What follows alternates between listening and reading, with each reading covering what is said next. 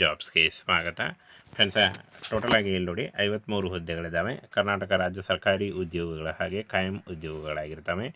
ಈ ಒಂದು ಹುದ್ದೆಗಳಿಗೆ ಬೋತ್ ಮೇಲ್ ಆ್ಯಂಡ್ ಫಿಮೇಲ್, ಪುರುಷ ಮತ್ತು ಮಹಿಳಾ ಅಭ್ಯರ್ಥಿಗಳು ಇಬ್ಬರು ಅರ್ಜಿಗಳನ್ನು ಸಲ್ಲಿಸಬಹುದು. ಇನ್ನು ಉದ್ಯೋಗ ಸ್ಥಳವನ್ನು ನೋಡೋದಾದರೆ ಬೆಳಗಾವಿ, ಬಿಜಾಪುರ, ಧಾರವಾಡ, ಗುಲ್ಬರ್ಗ ಈ ಒಂದು ಜಿಲ್ಲೆಗಳಲ್ಲಿ ನೇಮಕಾತಿ ನಡೆಯುತ್ತೆ. ನೋಡಿ ಬೆಳಗಾವಿ, ವಿಜಯಪುರ, ಧಾರವಾಡ ಮತ್ತು ಗುಲ್ಬರ್ಗ ಜಿಲ್ಲೆಗಳಲ್ಲಿ ನೇಮಕಾತಿ ನಡೀತಾ ಇದೆ. ಇನ್ನು ಪೋಸ್ಟ್ ಹೆಸರು ವೈದ್ಯಕೀಯ ಅಧಿಕಾರಿ, ಚಾಲಕ, ಅಟೆಂಡೆಂಟ್, ಇನ್ನೂ ಹಲವು ಉದ್ಯೋಗಗಳಿದ್ದಾವೆ. ಅದ್ರ ಬಗ್ಗೆ ಕೂಡ ಡೀಟೇಲ್ ಆಗಿ ತಿಳಿಸ್ಕೊಡ್ತೀನಿ.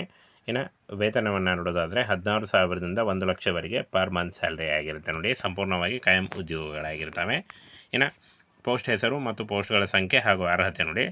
ಪ್ರಭಾರಿ ಅಧಿಕಾರಿ 2 ಹುದ್ದೆಗಳಿದ್ದಾವೆ, ಡಿಗ್ರಿ ಕೇಳಿದ್ದಾನೆ. ವೈದ್ಯಕೀಯ ಅಧಿಕಾರಿ 10 ಹುದ್ದೆಗಳಿದ್ದಾವೆ, MBBS ಕೇಳಿದ್ದಾರೆ. ಹಾಗೆ ವೈದ್ಯಕೀಯ ತಜ್ಞ 3 ಹುದ್ದೆಗಳು, MD MS ಕೇಳಿದ್ದಾರೆ. ನೋಡಿ ಲ್ಯಾಬ್ ಟೆಕ್ನಿಷಿಯನ್ 3 ಹುದ್ದೆಗಳಿದ್ದಾವೆ, DMLT ಕೇಳಿದ್ದಾನೆ. ಹಾಗೆ ಇನ್ನು ಡೆಂಟಲ್ ಅಸಿಸ್ಟೆಂಟ್ ಮತ್ತು ಡೆಂಟಲ್ ಹೈಜೀನಿಸ್ಟ್ 3 ಹುದ್ದೆಗಳಿದ್ದಾವೆ ನೋಡಿ, ಡಿಪ್ಲೊಮಾ ಕೇಳಿದ್ದಾರೆ.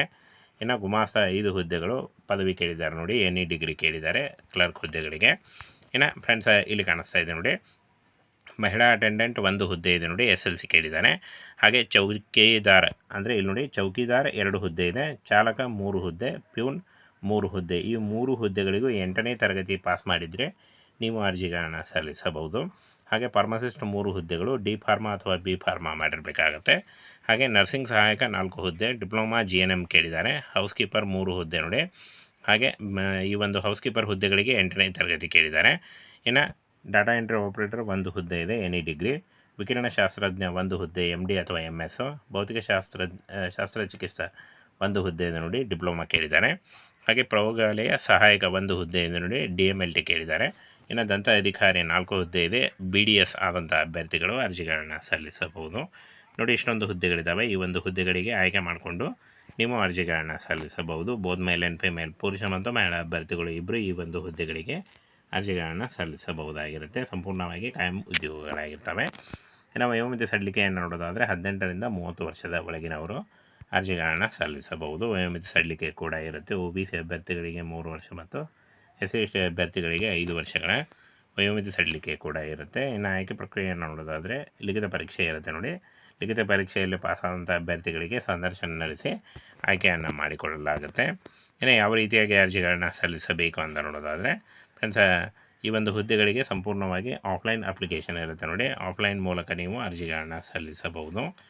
ನೋಡಿ ಅಪ್ಲಿಕೇಶನ್ ಫಾರ್ಮಲ್ಲಿ ಅಂದರೆ ನೋಟಿಫಿಕೇಷನ್ನಲ್ಲೇ ಒಂದು ಅಪ್ಲಿಕೇಶನ್ ಫಾರ್ಮ್ ಇರುತ್ತೆ, ಅದನ್ನು ಡೌನ್ಲೋಡ್ ಮಾಡ್ಕೊಳ್ಳಿ. ವಿಡಿಯೋ ಡಿಸ್ಕ್ರಿಪ್ಷನಲ್ಲಿ ಅಥವಾ ನಮ್ಮ ಟೆಲಿಗ್ರಾಮ್ ಚಾನಲಲ್ಲಿ ಇರುತ್ತೆ, ಅಲ್ಲಿ ಹೋಗಿ ನೀವು ಡೌನ್ಲೋಡ್ ಮಾಡಿಕೊಂಡು ಪೋಸ್ಟ್ ಮುಖಾಂತರ ಈ ಒಂದು ಅಡ್ರೆಸ್ಗೆ ನೀವು ನಿಮ್ಮ ಒಂದು ಅರ್ಜಿ ಫಾರ್ಮನ್ನು ಫಿಲ್ ಮಾಡಿ, ಇಂಗ್ಲೀಷ್ನಲ್ಲಿ ಫಿಲ್ ಮಾಡಿ ಕಳಿಸ್ಕೊಡ್ಬೇಕಾಗುತ್ತೆ. OIC ECHS cell station head quarters ECHS cell Belagavi, ಈ ಒಂದು ಅಡ್ರೆಸ್ಗೆ ನೀವು ಪೋಸ್ಟ್ ಮುಖಾಂತರ ಕಳಿಸ್ಕೊಡ್ಬೇಕಾಗುತ್ತೆ ನೋಡಿ. ಹಾಗೇನ ಫ್ರೆಂಡ್ಸ್, ಅರ್ಜಿ ಸಲ್ಲಿಕೆಗೆ ಒಂದು ಪ್ರಮುಖ ದಿನಾಂಕಗಳನ್ನು ನೋಡೋದಾದರೆ 16/1/2025 ಅರ್ಜಿ ಸಲ್ಲಿಕೆ ಶುರುವಾದರೆ 15 ಫೆಬ್ರವರಿ 2025 ಅರ್ಜಿ ಸಲ್ಲಿಸಲು ಕೊನೆಯ ದಿನಾಂಕ ಆಗಿರುತ್ತೆ ನೋಡಿ. ಈ ಒಂದು ಕೊನೆಯ ದಿನಾಂಕದ ಒಳಗಾಗಿ ನೀವು ಅರ್ಜಿಗಳನ್ನು ಸಲ್ಲಿಸಬೇಕಾಗತ್ತೆ.